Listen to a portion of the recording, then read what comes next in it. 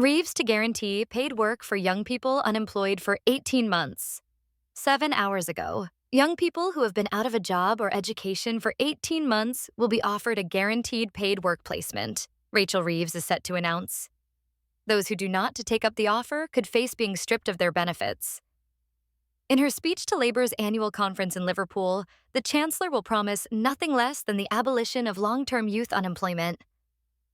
Reeves is also expected to make the case for a society founded on contribution, where hard work is matched by fair reward.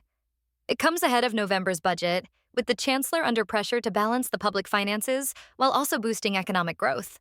The scheme builds on a youth guarantee, announced last November, which promised every 18 to 21-year-old in England access to an apprenticeship, training, education opportunities, or help to find a job.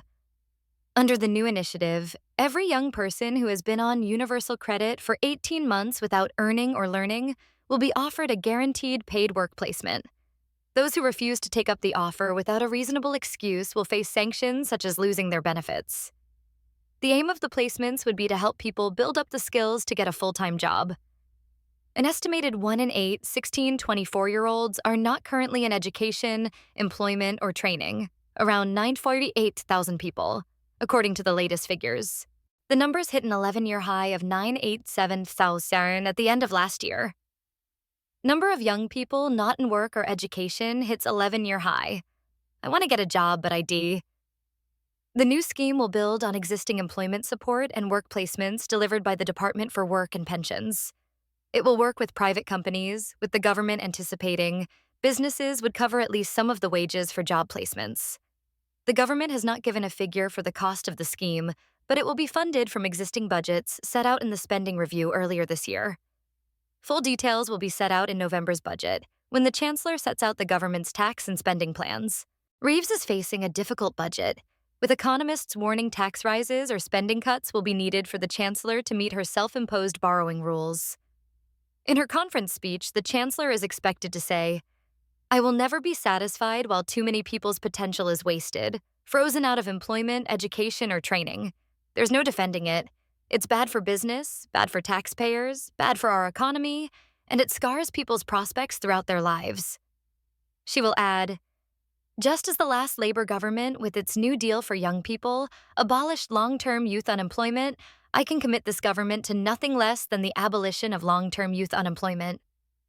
The announcement was welcomed by the Federation of Small Businesses as hugely important. The group's policy chair, Tina McKenzie, said, "Reprioritizing spending from employment programs which aren't working to this type of scheme is exactly the way to get much-needed bang for taxpayer cash." She added, "Key to getting the details right is making sure there is a backstop offer to those who are now over 25, particularly those with health challenges, that young people out of work for health reasons are not excluded through misguided double funding rules, and that small businesses are enabled to play a full role in the delivery of the scheme. However, there are questions over whether businesses facing pressures, including increases in national insurance contributions and the national minimum wage, would be able to take on large numbers of new workers. The number of job vacancies in the UK has been falling, hitting their lowest level since the pandemic earlier this year.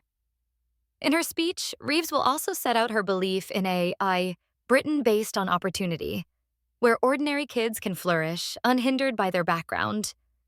"I believe in a Britain founded on contribution, where we do our duty for each other and where hard work is matched by fair reward," she is expected to say. It comes after the influential think tank Labour Together published a report last week arguing the government should put the idea of contribution, that if you pay into the system, you should be able to see what you get out of it, at the heart of its agenda.